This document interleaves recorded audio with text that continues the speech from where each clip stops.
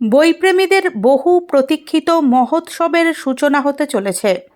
Salt Lake central পার্কের বইমেলা প্রাঙ্গণে বৃহস্পতিবার শুরু হচ্ছে ৪৯তম আন্তর্জাতিক কলকাতা বইমেলা। মেলার আনুষ্ঠানিক উদ্বোধন করবেন মুখ্যমন্ত্রী মমতা বন্দ্যোপাধ্যায়। এবছরের থিম কান্ট্রি আর্জেন্টিনা।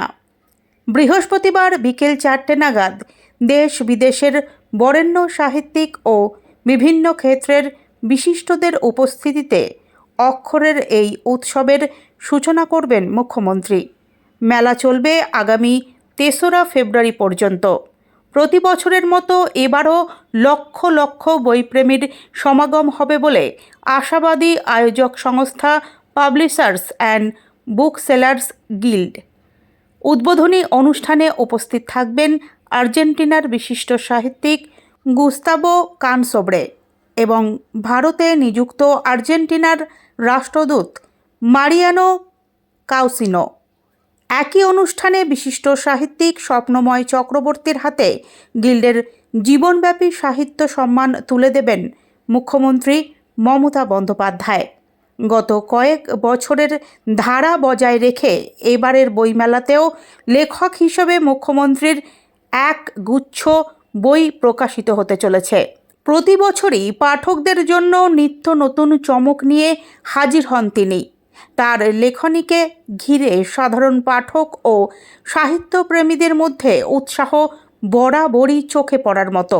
এছাড়াও এবছর বইমেলা প্রাঙ্গণে তৈরি SBI অডিটোরিয়ামে ২৪ ও ২৫শে জানুয়ারি অনুষ্ঠিত হবে কলকাতা লিটারেচার ফেস্টিভ্যাল। এই উৎসবের সূচনা করবেন বিশিষ্ট সাহিত্যিক অমিতাভ ঘোষ এবং চিত্র পরিচালক গৌতম ঘোষ।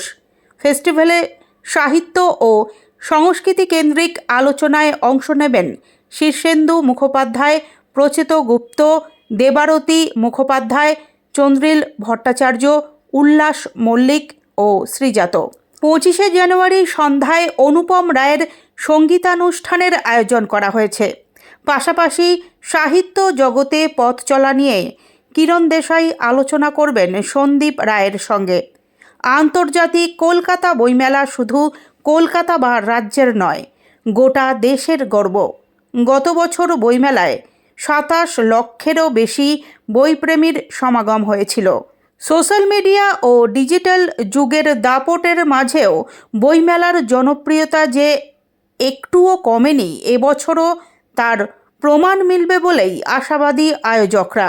সব মিলিয়ে শীতের দুপুর থেকে সন্ধে, বইয়ের গন্ধে, আলোচনায় আর সাংস্কৃতিক আবেশে আবারও মুখর হতে চলেছে তিলোত্তমা কলকাতা।